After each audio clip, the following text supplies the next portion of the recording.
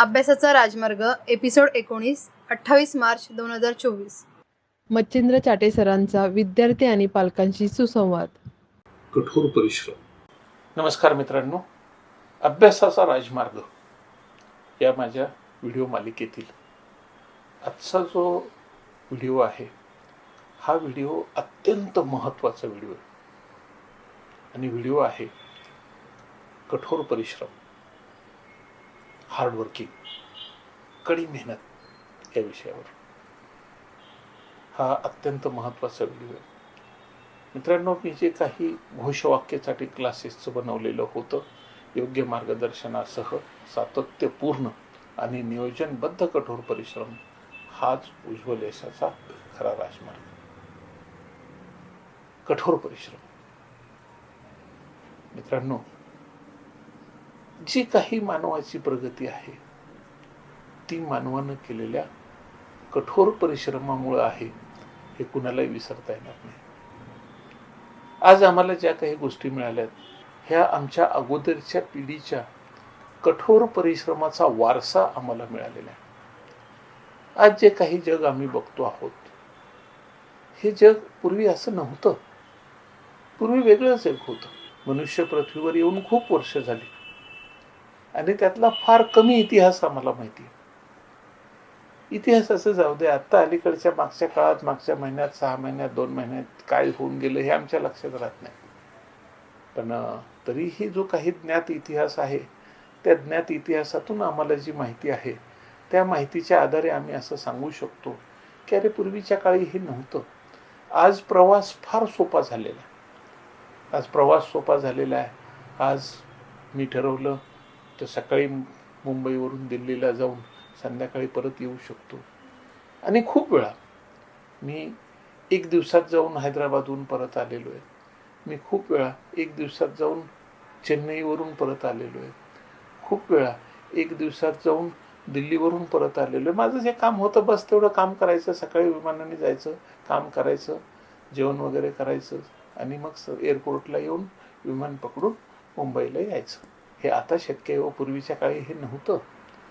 पूर्वीच्या काळी काही वर्षांपूर्वी जेव्हा कुठला एखादा मनुष्य, उदाहरणार्थ समजा संत ज्ञानेश्वर त्यांच्या काळामध्ये जेव्हा उज्जैन किंवा असं करत करत कलकत्त्यापर्यंत जाऊन आले आणि परत आले तर ह्या सगळ्या गोष्टींना त्यांना 1 वर्ष लागलं होतं. हा त्यांचा दौरा जवळजवळ 1 वर्षांचा होता. सोबत नामदेव होते. तर मित्रांनो, हे होत असतं की तुम्हाला आज एक भेट मिळालेली आहे मागच्या पिढीकडून. कोणती? विमानाची. पूर्वी पायी जावं लागत होतं, बैलगाडीनं जावं लागत होतं.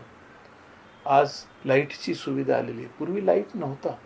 पूर्वी मशाल असायची, दिवा असायचा आणि त्याच्यावर प्रकाशाची गरज तुम्हाला भागवावी लागायची.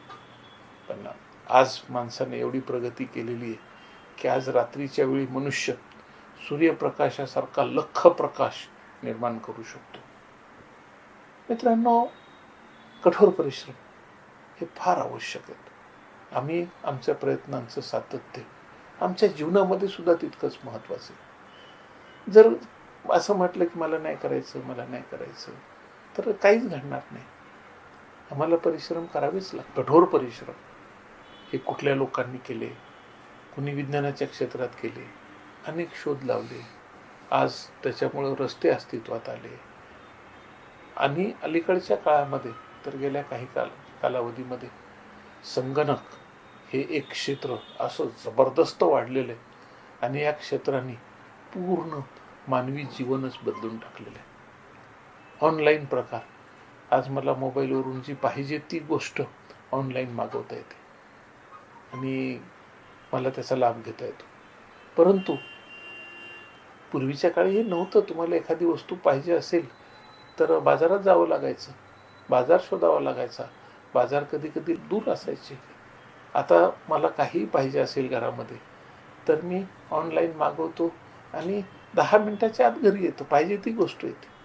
मित्रांनो, काळ बदलतोय, फार वेगानं बदलतोय आणि ज्या काही सुविधा आम्हाला मिळालेल्या आहेत, ज्या काही झालेले बदल आम्हाला मिळालेले आहेत मेडिकलच्या क्षेत्रामध्ये, सगळ्या क्षेत्रामध्ये. आणि मित्रांनो, हे मागच्या पिढीनं जसं आमच्यासाठी काहीतरी केलं तसं आम्हाला आमच्या स्वतःसाठी सुद्धा काहीतरी केलं पाहिजे.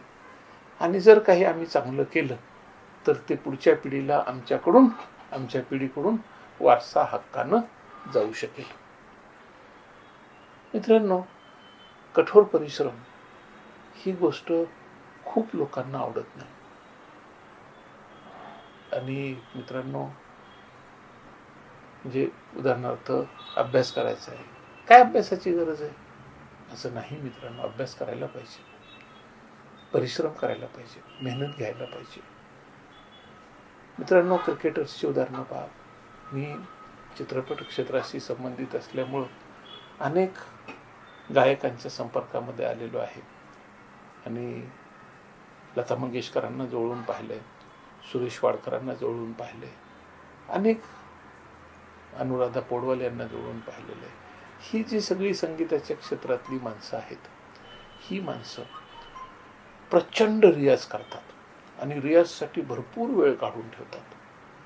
त्याचबरोबर आणखी काही अशी माणसं आहेत की जी माणसं समजा खेळाशी संबंधित आहेत. सचिन तेंडुलकर किंवा हे असे अनेक माणसं, खेळाडू. याच्यामध्ये माझे एक जवळचे मित्र आहेत संजय बांगर म्हणून, आणि त्यांना मी जवळून पाहिलेलं आहे की फिटनेसबद्दल, स्वतःच्या फिटनेसबद्दल ते कमालीची काळजी घेतात.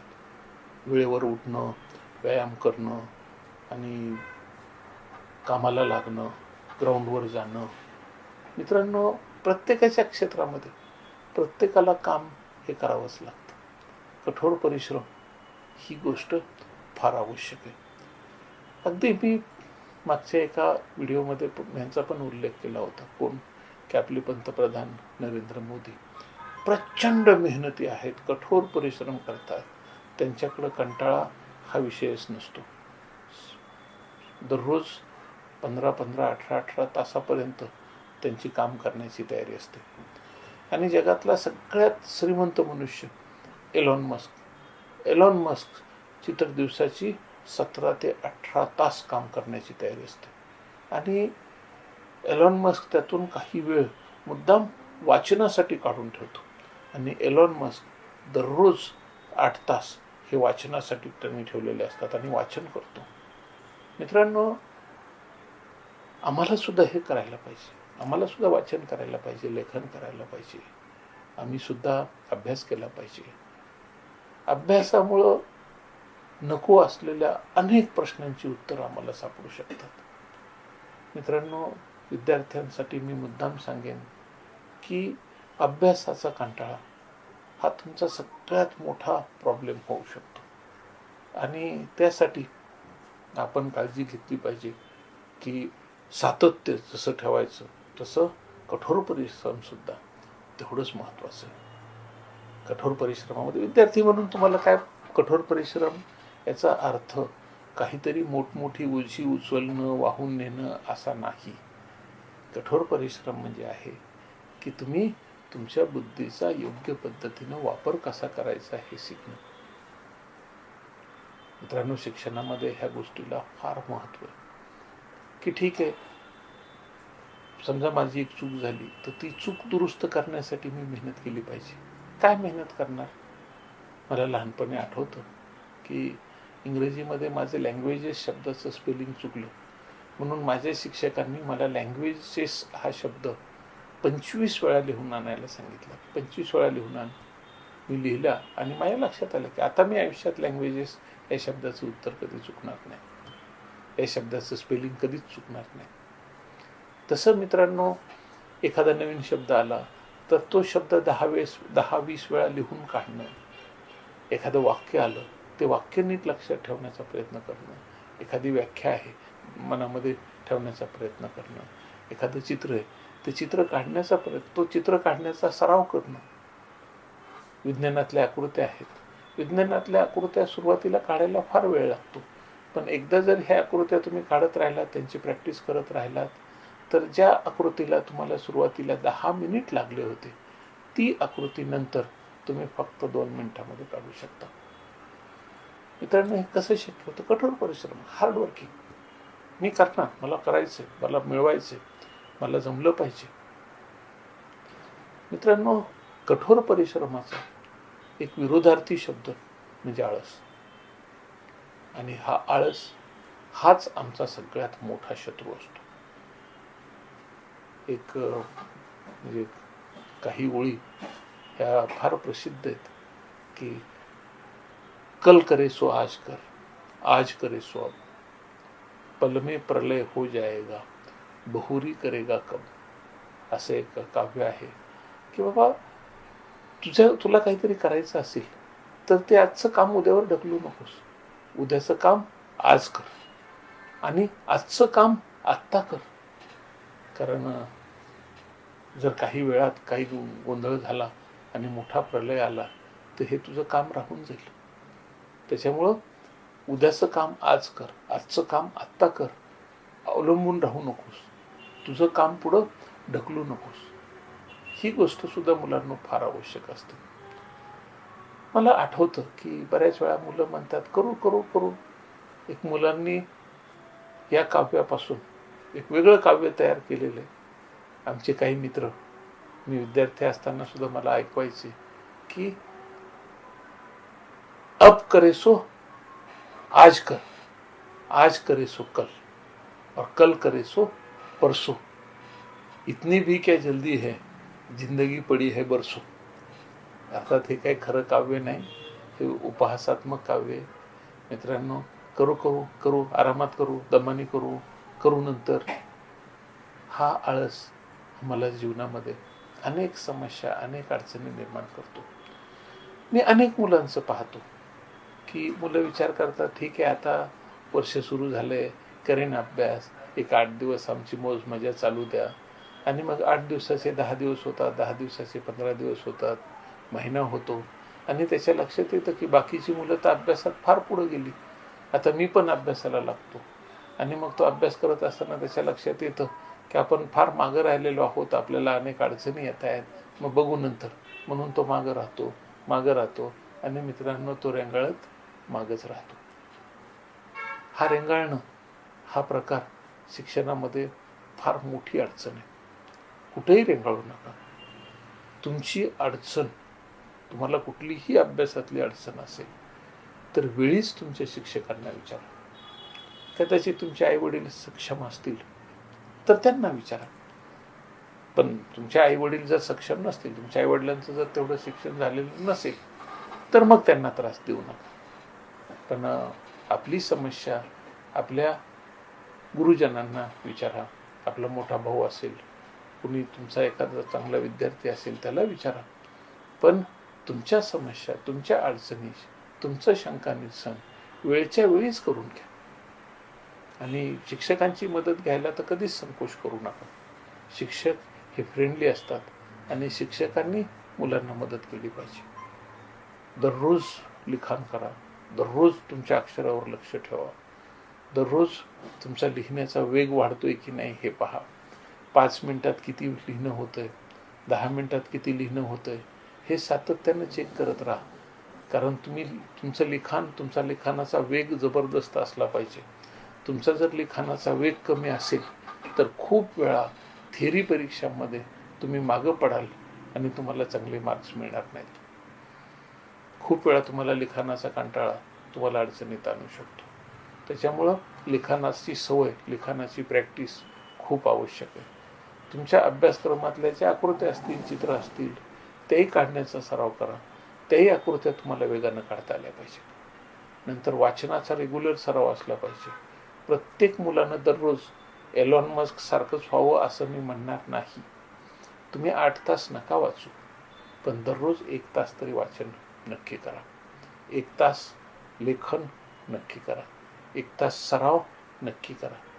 ठरवून ठेवा की मी 4 तास अभ्यास करणार आहे, तर 1 तास लेखन करेन, 1 तास सराव करेन आणि 1 तास वाचन करेल आणि 1 तास पाठांतरासाठी ठेवेन. मित्रांनो, हे सगळं आवश्यक आहे आणि ह्याच्यावर कसल्याही परिस्थितीमध्ये तुम्ही टाळाटाळ करू नका.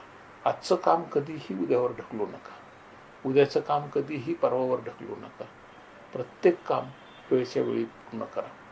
आणि मित्रांनो, अभ्यासासाठी कठोर परिश्रम जेवढे महत्त्वाचे आहेत तितकंच तुमच्या स्वतःच्या शरीराची काळजी घेणं सुद्धा महत्त्वाचं आहे. तुम्ही दररोज चाललं पाहिजे, दररोज थोडाफार व्यायाम केला पाहिजे, आसनं वगैरे सुद्धा केली पाहिजेत आणि शरीर आपलं मजबूत ठेवलं पाहिजे. जेवणाच्या बाबतीत, आहाराच्या बाबतीमध्ये सुद्धा तुम्ही व्यवस्थित स्वतःची काळजी घ्या. नियमित वेळेवर जेवण आणि आपल्याला गरज आहे तेवढं जेवण, त्याच्यापेक्षा जास्त जेवण करायचं नाही. पोटभर जेवण कधीच करायचं नाही. नेहमी पोटाच्या 3/4 भोजन करायचं. पोटामध्ये थोडीशी जागा असली पाहिजे, जागा शिल्लक राहिली पाहिजे, पचन व्यवस्थित झालं पाहिजे आणि शक्यतो दिवसातून 2 वेळा जेवा. तिसऱ्या वेळी नाश्ता वगैरे एखाद्या वेळेस विद्यार्थी दशेमध्ये तुम्ही 18-20 वर्षाचे होईपर्यंत आवश्यक आहे. पण एकदा 20-21 वर्ष वय झालं की प्रत्येक माणसानं दिवसातून 2च वेळा जेवलं पाहिजे, हे सुद्धा लक्षात ठेवा. आणि मित्रांनो, कठोर परिश्रमाला कधीही विसरू नका. कठोर परिश्रम तुम्हाला तुमच्या जीवनामध्ये, तुम्हाला तुमच्या ध्येयापर्यंत पोहोचवणारी फार महत्त्वाची गोष्ट आहे, हे लक्षात ठेवा.